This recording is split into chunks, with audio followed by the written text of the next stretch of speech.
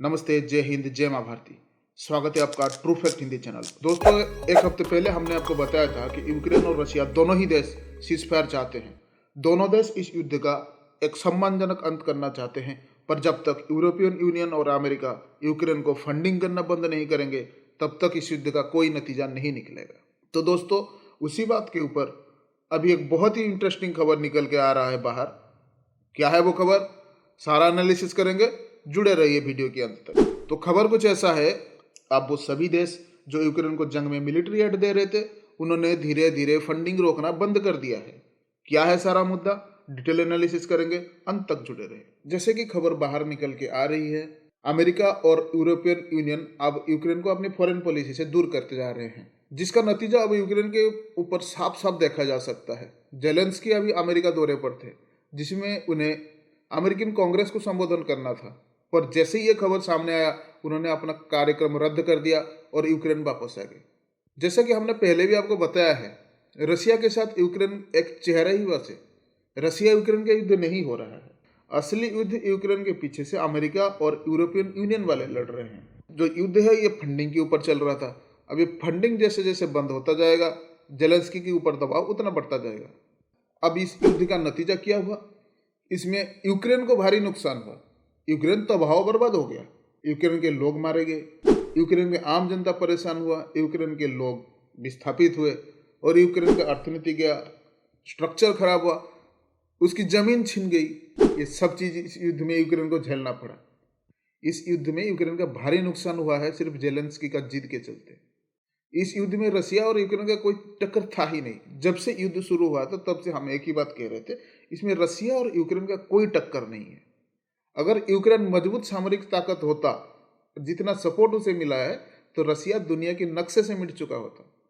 सभी को पहले दिन से ही नतीजा पता था कि इस युद्ध का नतीजा क्या आएगा। अब धीरे धीरे युद्ध उसी दिशा में बढ़ रहा है। बस फंडिंग इतना इसमें था कि 2 साल तक ये चीज चलता रहा। अब एक एक करके सारे देश यूक्रेन को फंडिंग रोकना शुरू कर चुके हैं, जिसके चलते यूक्रेन को हार लगभग तय मानी जा रही है। पहले ही नेटो यूक्रेन को अपनी शर्तों पर समझौता कर लेने के लिए बोल रखा है, पर जेलेंस्की तब भी नहीं माने, वो अपनी जीत पे तब भी अड़े रहे। जिसका नतीजा ये हुआ, यूरोपियन यूनियन के देश धीरे धीरे फंडिंग बंद करना शुरू कर दिए। अब उनको ये भी पता चल गया कि जब तक ये फंडिंग हम बंद नहीं करेंगे, यूक्रेन समझौता नहीं करेगा और ये जंग ऐसे ही बेवजह खींचती जाएगी। यहाँ तक कि अंकल सैम अमेरिका ने भी फंड में भारी कटौती कर दिया है। पिछले साल 45 मिलियन यूरो का सपोर्ट करने वाला अमेरिका इस साल 1.5 मिलियन का ही बजट का कांग्रेस में अप्रूवल किया है। ये खबर जब से बाहर आया है, पूरा यूरोपियन यूनियन जंग से अपना हाथ खींच चुका है। जैसा ही आपको पता है, यूरोप अभी आर्थिक मंदी के दौर से गुजर रहा है और इतनी बड़ी रकम को देना किसी की भी बस की बात नहीं है। और ऊपर से अभी सर्दी भी आने वाला है और सर्दी से पहले कोई फंड देकर रशिया को नाराज नहीं करना चाहता। आखिर सर्दी में गैस भी लेना है, बिना गैस के सर्दी यूरोप पर भारी पड़ जाएगा। अमेरिका फंडिंग से जैसे ही पीछे हटा, सबसे पहले फिनलैंड का नतीजा आया।